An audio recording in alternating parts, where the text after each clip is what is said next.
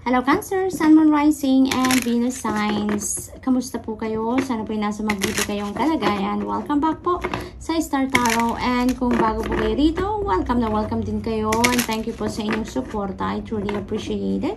God bless you all po. Wow, Cancer, sudden wealth. Ayan, may bigla-biglang dadating na malaking pera dito sa inyo. No, maaring winning ito. Cancer, slot machine, maaring casino. Maaring may panalo kayo sa casino dito kung nagka-casino kayo. Maaari din na, maaari din na other game of chance, lottery, ganon, mga raffle, maaring mga ganon ang panggagalingan, no, ng pera ninyo. Kasi yung sudden wealth na to, bigla-bigla ang dating at hindi ito bunga ng pagsisikap ninyo or pinaghihirapan ninyo, no? This is a gift sa inyo. Regalo talaga ito, parating sa inyo, ibibigay sa inyo yung mga ganon. Windfall, no? Windfall ito. So, this is not fruit of your labor, Cancer. So, maaari din na inheritance ito, no? Maaring inheritance. Maaring merong magbigay sa inyo ng trust fund, ganon, or big amount of cash, no? Or big amount of savings, no? Sa bangko, maaring ganon ang ganap for some of you, Cancer. So that's really, really beautiful. We have journey. Yan. So, alam mo, Cancer, ilang weeks na, no? Laging may journey card kayo. So, maaring biyahero kayo, no? Maaring ang trabaho ninyo siguro related sa, sa travel industry, no? Panay biyahe siguro kayo, or maaari din na may travel talaga kayo ngayon na may pupuntahan talaga kayo, no? Maaring international travel ito kasi marami-rami yung bit-bit, no? Madami-dami ang baong gamit, so maaring this is an international travel. Matatagalan siguro kayo bago kayo bumalik, or maaring trabaho, may kontrata, 2 years, mga ganun siguro, no? Ang pupuntahan ninyo. This could also be travel around the world siguro ang ganap dito ni Cancer, no? Maaring ganun din ang sitwasyon, or maybe mahaba-habang pagbisita ito sa pupuntahan ninyo, no, Cancer. We have community. Ayan, you're getting the support, no? You're getting the support of the people around you. Kung ano man ang mga plano ninyo sa buhay, ano man ang mga ganap sa buhay ninyo, ano mang endeavor ang papasukin ninyo, you know, you've got the support of the people around you. Hindi lang ng mga kapitbahay ninyo or ng mga kaibigan ninyo, kundi yung talagang pamilya ninyo, ano, suportado kayo sa kung ano man ang binabalak ninyo sa buhay, no? So that's what I'm picking up there. Unexpected income.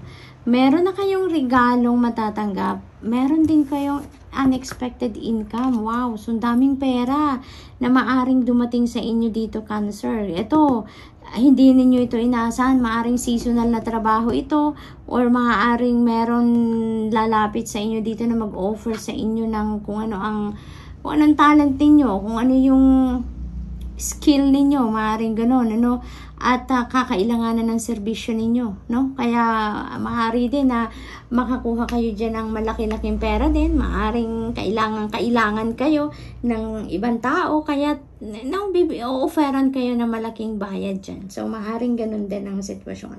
Hindi rin ninyo to inaasahan. This is also a surprise para sa'yo. Kumbaga bonus na trabaho yan sa inyo, no? So that's really beautiful.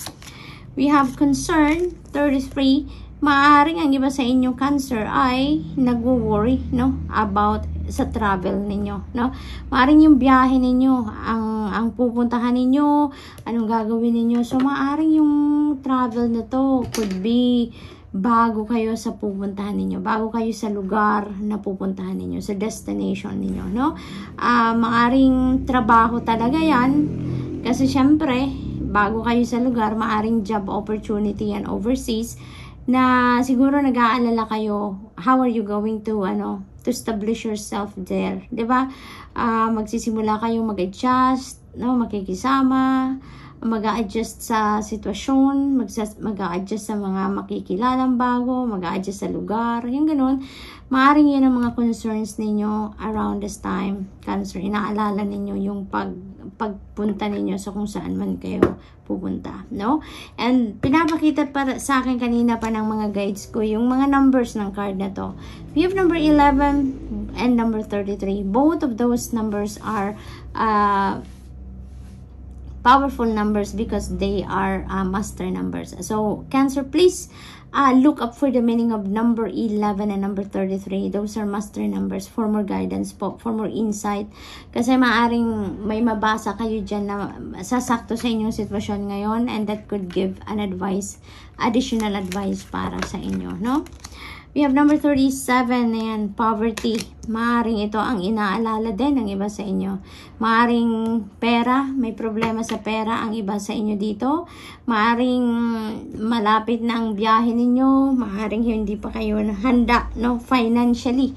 Maaring ganun ang ganap dito. Kaya nag-aalala kayo, no? But you know what? You have the support of your community, no? Kung yun ang kailangan ninyo na talaga, makakaasa kayo na may mga tao sa paligid ninyo na maaring mag-provide muna ng pangangailangan ninyong resources, no? So, yun, don't hesitate to ask for help, no? Kung kailangan ninyo ng tulong, Cancer, there are always people na makakatulong sa inyo. You just need to reach out to them, no?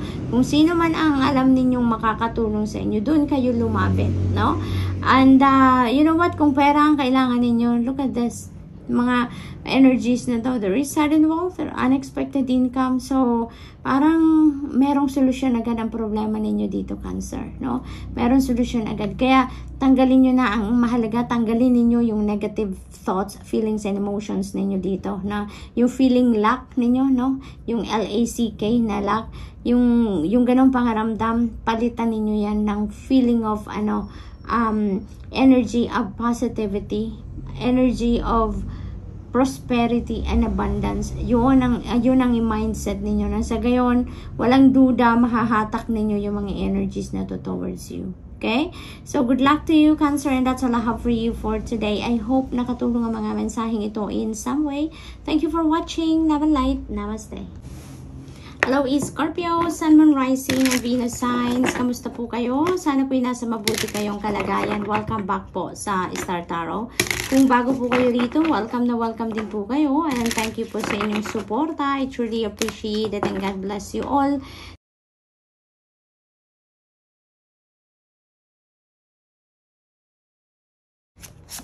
Sa Scorpio, paunang 3 cards ninyo is concern, main, female, marriage. So, maaari din ang iba sa inyo dito, Scorpio, unang-una, maaring mag-aasawa na. Maaring may kasalang magaganap for some of you. Maaring magpapakasal or maybe, no, may attendan kayong kasal. Maaari din ganun. Maaring maimbitahan kayo ng mga kaibigan, kapamilya, no, at katrabaho ninyo sa isang kasalan. Maaari din ganun ang ganap. That could be, no, na ang wedding ninyo is being planned sa ngayon. Maaring kaka-engage nyo lang at maaring yung wedding ninyo will be held next year, no? Maaring spring, summertime, no, ang kasalan ninyo next year. So, maaring ganon. You're planning pa lang sa ngayon. So, maaring ganon ang sitwasyon dito. This could also be marriage, no? Pagdating naman sa business. Maaring this is business partnership, no? Napapasukin ng iba sa inyo dito is Scorpio. So, that's what I'm picking up for some of you. Si main female, maaring kayo to, no? Maaring kayo ang punong abala sa pag-aasikaso ng inyong mga wedding details or maaring events planner kayo, no? Maaring ganun. At kayo yung punong abala sa kasala ng kung sino man sa ka-close ninyo or maaring kliyente ninyo. Ito, no? Scorpio. There are concerns, no? Para sa iba sa inyo. Mayroong pag-aalala kayo. Maaring ang inaalala ninyo dito is regarding sa detalye ng kasalang ito, no? Maaring may mga issue kayo, no, na kinakaharap sa ngayon at yun ang winu-worry ninyo, no? Pinapakita din sa akin ng guides ko ang tatlong 3 dito, 333. So, ayan, that is an angel number, 333. That is synchronicity dito sa reading ninyo. Kaya, I suggest po, Scorpio, pakitignan po ninyo ang ibig sabihin ng angel number 333 at ang master number 33 po for more guidance. Kasi for sure, there are additional information, insights dyan, or advice na mababasa kayo, no? Na makakatulong sa inyong sitwasyon around this time. Okay? Thank you. Courtship. Ayan. So maybe talaga, ikakasal na ang iba sa inyo. Maaring kaka-engage lang ng iba sa inyo dito and papunta na kayo sa pagpaprepara, no, ng wedding details ninyo dito. So, may dinidate, may nagdi-date, magle-level up na ang inyong dating stage, no, into pag-aasawa. Maaari din na, ano talaga kayo, no, may mga worries kayo dito, no, may mga, inaalala agad kayo dito sa inyong wedding details, siguro, no? So, what else? We have lovers. Ayan. So, talaga, umiikot ito. Yung mga cards ninyo, umiikot dito sa pag-aasawa, pagpapakasal, pagle-level up ng love and romantic relationship ninyo, Scorpio, no? There could be decision na kinakaharap dito ang iba sa inyo. This is an important decision that you are facing regarding your relationship. No?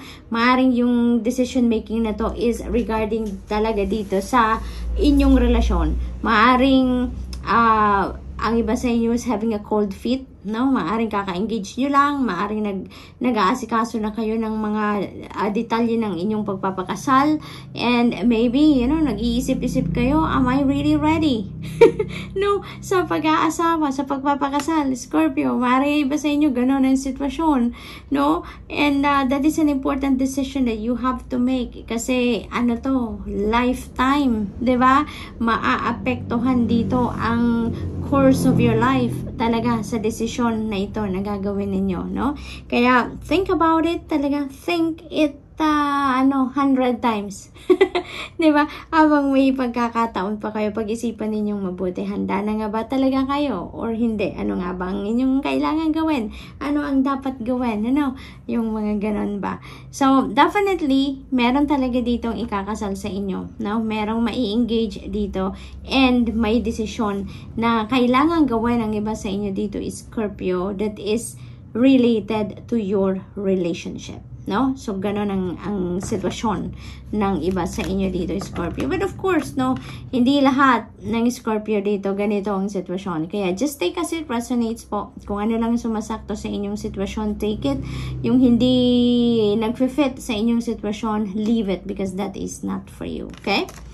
We have mature woman. Ayan. So, maybe si mature woman is your mom, maaring ito yung in-law mo, or maaring ito yung magiging in-law mo, yung ganon. Or this could be someone, no, na maaring siya yung nagsusupport sa inyo dito pagdating sa mga emotional support, moral support, yung mga ganun ba, no? Parang siya yung yung go-to person siguro ninyo, maaring siya yung nag-a-advise sa inyo, maaring siya yung hinihingian ninyo ng advice, maaring ganun dito sa inyong mga kinakaharap na pagdedesisyon or about your marriage, no? Scorpio, or the wedding na nagaganapin, maaari din ang ganun. So, this could be someone na talagang yung laging nakaano sa inyo by your side, kumbaga, no? Maaring siya yan. So, good luck, Scorpio, and that's all I have for you for today. I hope nakatulong ang mga mensaheng ito in some way. Thank you for watching. Love and light. Namaste. Hello Pisces, Sun, Moon, Rising, and Venus signs. Kamusta po kayo? Sana po ay nasa mabuti kayong kalagayan. Welcome back po sa Star Tarot. Kung bago kayo rito, welcome na welcome din kayo. And thank you po sa inyong support. I truly appreciate it. God bless you all.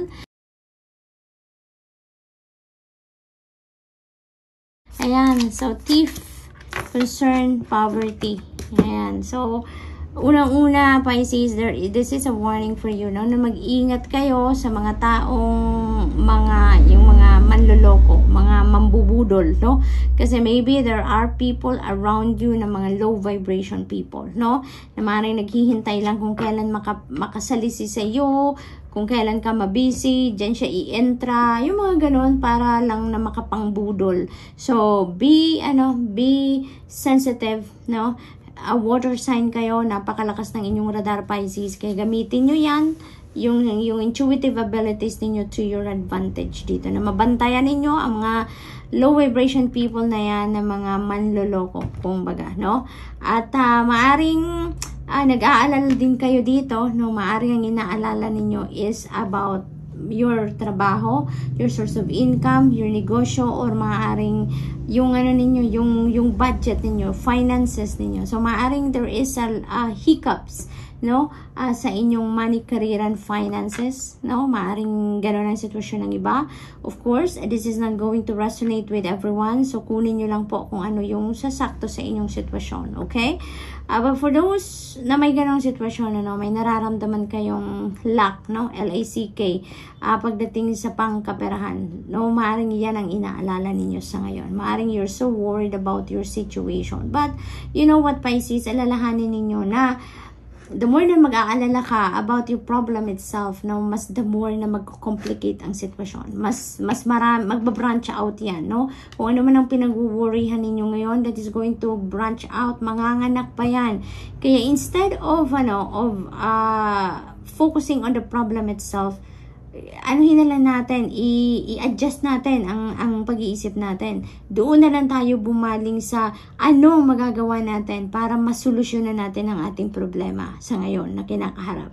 Anong magagawa natin para makalabas tayo sa kung anumang klaseng sitwasyon ang meron tayo ngayon na medyo hindi masyadong favorable para sa inyo, no? Kung gano'n ang inyong sitwasyon, Pisces, it's really, really important for you to transmute that negative thoughts ninyo, negative feelings ninyo into positive one. Nang sa gayon, ang ma-attract ninyo dito, solusyon sa inyong problema, no? Makita ninyo agad kung ano ang solusyon, ang way out from this difficult situation. Kaya focus tayo sa what is positive, what is the solution that we can do, no? Para makaalis tayo sa ganitong situation ninyo, Pisces. Okay? And pinapakita din sa akin ng guides ko kanina pa, 333. Ayan. So, angel number 333 ito, Pisces, and number 33 also is a very powerful number kasi that is a master number.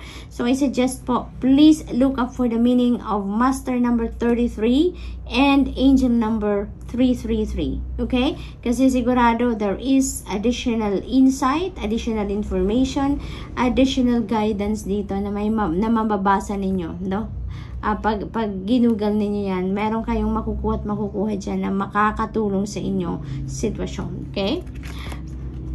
Look at that, Pisces. Hindi ba? Walang kasing ganda. We have master number 11. Ayan. Very spiritual number, ang number 11. So, I also suggest, Pisces, please look up for this number, master number 11, for more guidance them, no? And angel number 777, you know, Pisces. may sitwasyon man kayong ganito, poverty and thief, you are divinely guided. Tignan ninyo ang mga synchronicities na to, yung mga angel numbers na yan, master numbers na yan na lumalabas sa inyong reading. There is something na kailangan ninyong mabasa dyan, ano? Kaya sinasuggest ko po sa inyo, i-google ninyo yan dahil marami kayong mababasa dyan na maggagabay sa inyo. Now, this is divine guidance for you. Yung mga synchronicity na to, that is divine guidance. May kailangan kayong mabasa dyan. Ano, Pisces? So, please look that up. 777 as well. That is angel number 777. Please. Okay? Please read that, no? Online.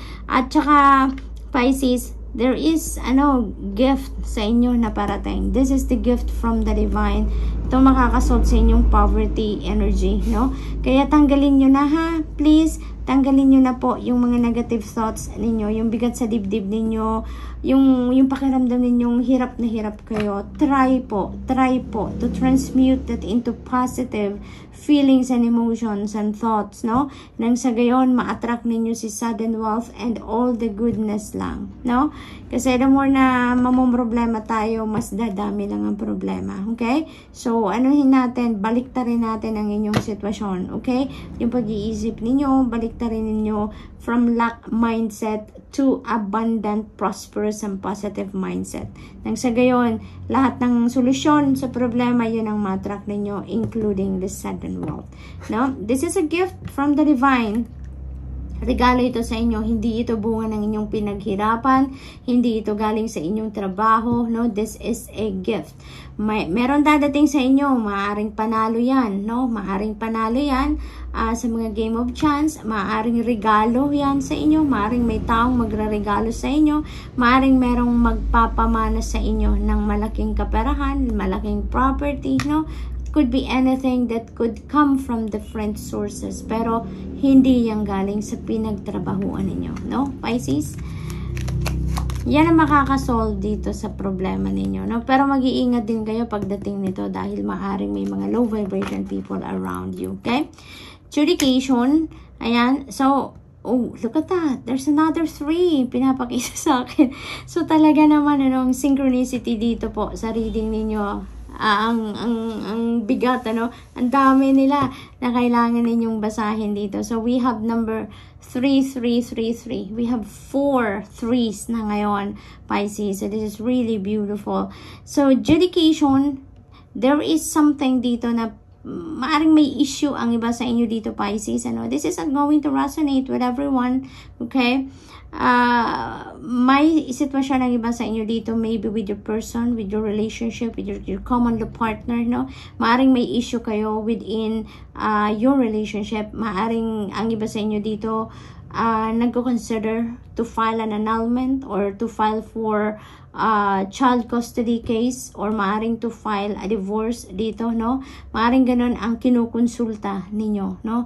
Maaring kinukonsulta ninyo yan sa abogado, what are going to be the situation, no? Kapag nag-file kayo ng mga ganong case, no? Anong magiging impact nun sa mga bata, no? Anong magiging impact nun sa mga property ninyo, anong hatian, anong sitwasyon, no? So maaring those are the concerns ninyo sa ngayon na kinukonsulta ninyo sa mga abogado or sa mga professionals, no, Pisces? Child, ayan, so maybe talaga merong child custody issue dito, no, sa inyo, Pisces. It could also be that yung child na to is coming in, no? Maaring you are welcoming a new baby din for some of you, Pisces. Maaring kayo ay manganganak, no? Or maaring kayo ay mag-welcome ng bagong baby sa pamilya, no? Maari din na si babying ito, maaring kayong manganganak or maaring yung person ninyong manganganak, maari din gano'n, ano? Pisces, this could be a new beginning energy, no? So, maari din, no, na sa pagdating ng sudden wealth na to, yung financial blessing na yan, no? Magsisimula kayo ng bagong buhay talaga, no? Bagong buhay, because this is a new beginning energy din. So, that could, kickstart new life ninyo, no? Pagbabago din sa buhay ninyo, and at the same time yung specifically pagdating sa kaperahan ninyo, sa finances, yung financial landscape ninyo is about to to restart, kumbaga, na mas maganda na, mas mabuti na, maluwag na, kumbaga, no? So good luck, Pisces, and that's all I have for you for today. I hope nakatulong ang mga mensaheng ito in some way. Thank you for watching. Love and light. Namaste.